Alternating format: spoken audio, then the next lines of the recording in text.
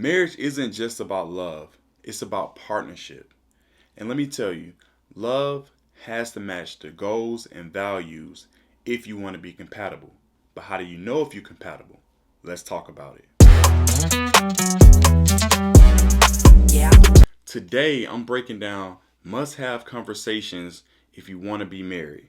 All right, these aren't just nice to have conversations, these are make or break conversations before saying I do.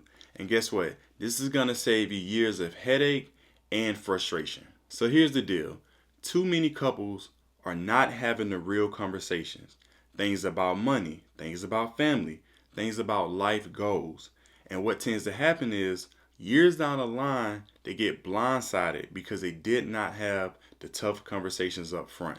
And this is unfortunate because, again, it starts to create years of frustration and headache. Compatibility isn't something you figure out after the wedding. This is something that you build up before you walk down the aisle. All right? Because guess what? If you miss this step, you're setting yourself up for misunderstanding, resentment, and the worst of all, regrets. So, speaking about compatibility, I have 5 different key points I want to go over with you guys to make sure that before you say I do and this becomes the forever marriage, let's talk about these key points. All right, number 1, financial expectations. So listen, money isn't just a topic, all right? It is the key, the number one thing that creates fights in marriage, all right? Is somebody a spender? Is somebody a saver? Do you guys want a house? Do you want to invest? Is there a plan to retire early? Is somebody in debt? All right? If you guys aren't having this conversation, all right, money problems quickly becomes marriage problems. And that in lines becomes an issue. Number 2, let's talk about careers and ambitions. Where do you guys see your careers going? All right. Is it a situation where someone really likes to work? What about a situation where someone really likes to be at home? Is there someone who wants to climb the corporate ladder? What about someone who wants to be an entrepreneur?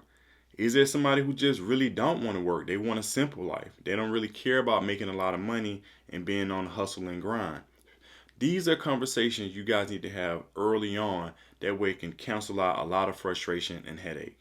Number 3, family and kids. This is a very important one. Now, question, do you guys want kids? If you want kids, then how many? And if you have a lot of kids, where are you going to raise them? What's the discipline situation look like? What about education? Also, if there's an extended family, how does that come into play? What about family traditions? What about religion? These are a multitude of things and a multi-factor of things that's a big and complex discussion. And it has to be had before you get married. Hey, really quick, if you're enjoying the content, give it a thumbs up. Also, hit the subscribe button right now to the husband code. Now back to the show. Number 4, let's talk about lifestyle. All right. Is this a traditional or modern marriage? If it's a traditional marriage, who's the breadwinner? We can't say now because women make a lot of money. Men also still make a lot of money. But if it's traditional, who's taking the lead? Now, if it's a modern marriage, 50-50, right? Who's doing what role? Who's taking on what task? How does that lifestyle intertwine to make y'all marriage successful? These are tough conversations you have to have early on before saying I do. Number 5, long-term goals. I know it seems like it's early on, but let's look at 1 year beyond where we are, 5 years, 10 years, or even 20. I know it may seem or sounds far-fetched to have those discussions so early on. However, having those discussions early on creates a roadmap to success. It creates dots on the map that you're looking to hit along the way of you guys' journey. So it's so important to create a roadmap early on. That way you guys are aligned on where you're driving this relationship to when it wants to be successful. Now I want to give you guys a story, and I want to bring this home for you so you understand how important this is. Now I have a background in finance. I worked 5 years doing personal loans, and I can tell you right now, for all my couple clients that came in and that needed to borrow money, it all stemmed down to them not knowing how to do a simple budget. versus money in versus money out. All right.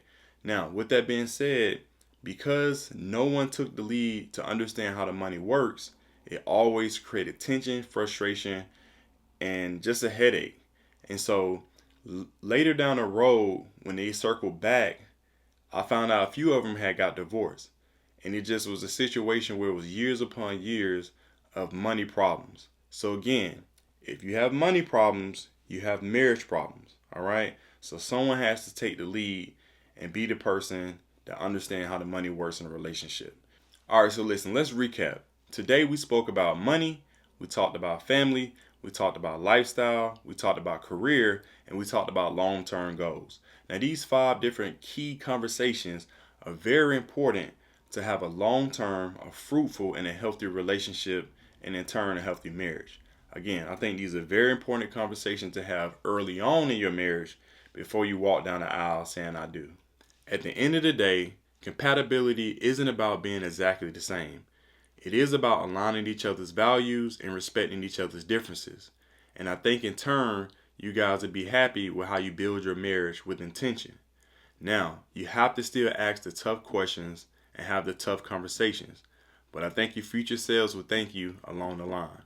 Now, if you like this content, go ahead and drop a comment below, hit that subscribe button, and I'll see you next time at The Husband Code. Thank you again.